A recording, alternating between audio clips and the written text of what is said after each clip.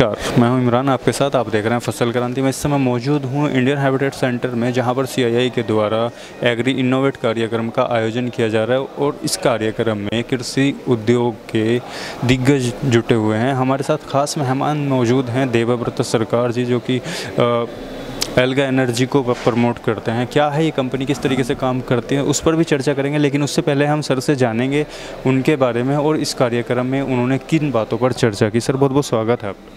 Thank you Imran. सबसे पहले मेरा आपसे सवाल रहेगा कि आज का जो कार्यक्रम है, इस कार्यक्रम में किन मुद्दों पर आपने चर्चा की, क्या आपका टॉपिक रहा? आज की जो एक्चुअली एजेंडा था वो बेसिकली ऑन सस्टेनेबल एग्रीकल्चर, और मुझे लगता है कि इस वक्त खाली इंडिया के लिए नहीं, पूरे विश्व के लिए सस्टेनेबल एग्रीकल्चर बहुत बड़े मुद्दे हैं और ये इसी बारे में चर्चा हुई है। और हम लोग भी जो कंपनी में, मैं जो कंपनी को रिप्रेजेंट करता हूँ एल्गा एनर्जी, वो भी सस्टेनेबल एग्रीकल्चर पे ही काम करती है और हम लोग बायोलॉजिकल प्रोडक्ट्स डील करते हैं, टेक्नोलॉजी पे डील करते हैं।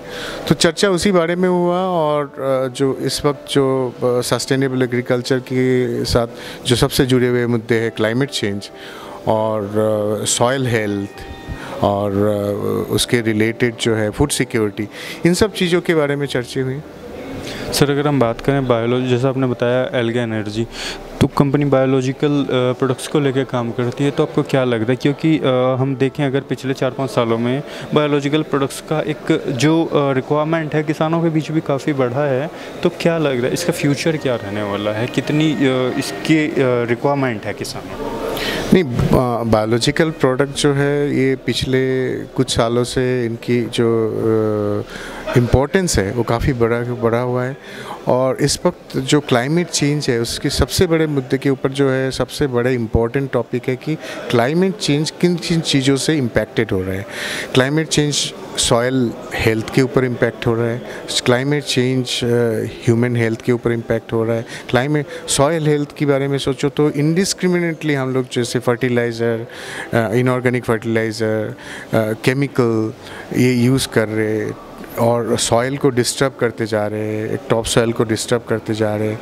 ये एक क्लाइमेट चेंज की बहुत इम्पोर्टेंट मुद्दे हैं और वो एग्रीकल्चर को इन जनरल एक प्रॉब्लम्स में डाल रहे हैं।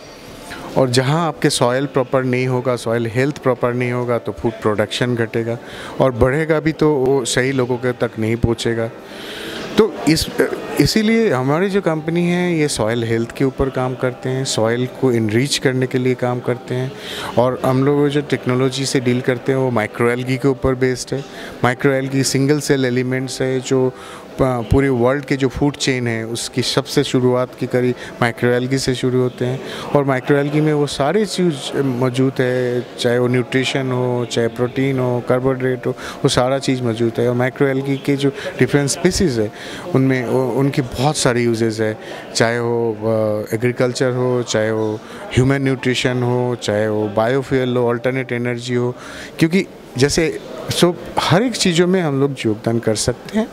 और हम इस कंपनी की मोटो भी वही है कि इस टेक्नोलॉजी को लोगों तक तो पहुंचाया जाए और हम जो सस्टेनेबिलिटी की और एक बेहतर ज़िंदगी की उम्मीद रख रहे हैं, तो उसके ओर हमारी भी एक प्रॉपर योगदान रहे। सर, अगर हम बात करें माइक्रोएल्गी, जैसा आपने बताया, तो इसका किसानों को किस तरीके से इसका फ़ायदा मिलता है, खासकर जब सस्टेनेबिलिटी की हम बात करते हैं? क्योंकि आपने सही बात कही है कि किसान केमिकल यूज़ कर रहा है आज के टाइम में, बट कहीं ना कहीं केमिकल को रिप्लेस करने के लिए उसको एक जो टेक्नोलॉजी है कि किसान को यही लगता है कि केमिकल से उसको अच्छा प्रोडक्शन मिल रहा है। तो अगर हम माइक्रोएल्गी या दूसरे प्रोडक्ट्स का अगर यूज़ करते हैं किसान, तो कितना फ़ायदा उसको हो पाता है? नहीं, माइक्रोएल्गी के साथ हम लोग एक ग्रैन्यूल बनाते हैं माइकोराइज़ा और माइक्रोएल्गी के साथ। इस ग्रैन्यूल का जो है अभी तक जो डिफरेंट यूनिवर्सिटी 10 यूनिवर्सिटी में इसकी ट्रायल किए गए हुए हैं और ये ट्रायल रिपोर्ट यही बताते हैं कि आप 20% तक अगर इनऑर्गेनिक फर्टिलाइज़र, चाहे वो यूरिया या नाइट्रोजनस फर्टिलाइज़र हो, चाहे वो DAP या फॉस्फोरिक फर्टिलाइज़र हो, आप अगर घटाते भी हो तब भी आपके प्रोडक्शन जो पूरे फर्टिलाइज़र डोज के साथ होता है, जो रिकमेंडेड डोज है उसके साथ, उससे भी कम से कम 7 से 8% ज़्यादा हो सकते हैं। तो ये क्या होते हैं, एक तो आप खर्चे कम कर रहे हो, आपके उत्पाद ज़्यादा बढ़ रहे हैं, प्रोडक्शन ज़्यादा हो रहा है। दूसरे, आप सॉइल को एटलीस्ट 20% तक कम इनऑर्गेनिक फर्टिलाइज़र दे रहे हो, तो वो ज़मीन के लिए भी बेहतर है। तो ये दोनों तरफ से ये पॉजिटिव रिजल्ट हो सकते हैं।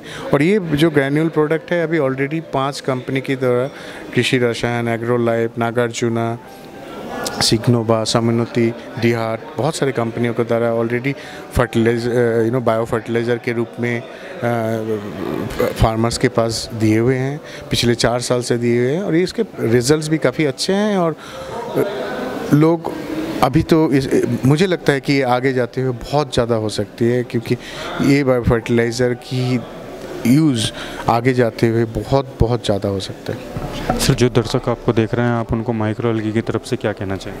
नहीं, मुझे लगता है कि इस वक्त सबसे इम्पोर्टेंट है हर एक किसान को दूसरी तरीके से सोचना चाहिए और एक सस्टेनेबल, क्योंकि जो नेक्स्ट पीढ़ी है, नेक्स्ट जनरेशन है, उनको भी एक बेहतर ज़िंदगी और बेहतर वर्ल्ड देने का जो प्लेज है, वो हमारी सबकी जिम्मेदारी है।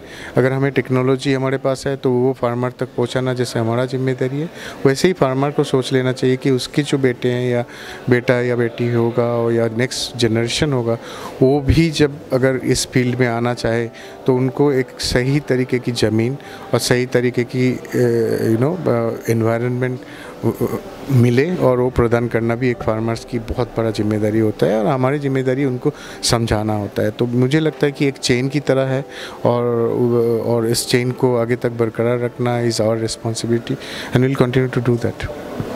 Thank you so much sir, हमारे साथ जुड़ने के लिए। थे हमारे साथ देवव्रत सरकार सर, जिन्होंने बड़े ही विस्तारपूर्वक तरीके से जानकारी दी कि जो एल्गी है या बायो फर्टिलाइज़र जैसे प्रोडक्ट हैं, उनकी ज़रूरत क्यों है और क्या इनका भविष्य रहने वाला है। इसी तरीके की और भी जानकारी हम आप तक पहुंचाते रहेंगे। देखते रहिए फसल क्रांति। धन्यवाद।